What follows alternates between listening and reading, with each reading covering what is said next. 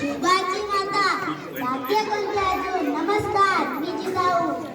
एक स्त्री एक आई पण तात्पुरते नाही मी आहे परिवर्तनाची मशाल माझ्या विचारांनी आणि संस्कारांनी एक स्वराज्य घडवले जिथं माणसांचा स्वाभिमान सर्वात मोठा होता मी आई फक्त नावापुरते नव्हते संस्कारांनी भविष्य घडवले होते शिवरायांच्या रूपात स्वराज्य घडलं माझ्या स्वप्नांचं आभार उघडलं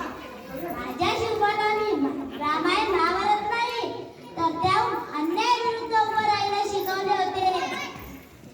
संकट माझ्या जीवनाचा भाग होती पण मी कधीच डगमगले नाही कारण स्त्री संघर्षाची मूर्ती खरे निष्ठा आणि स्वाभिमानाचा मंत्र माझ्या जीवनाचं झाला अमर केंद्र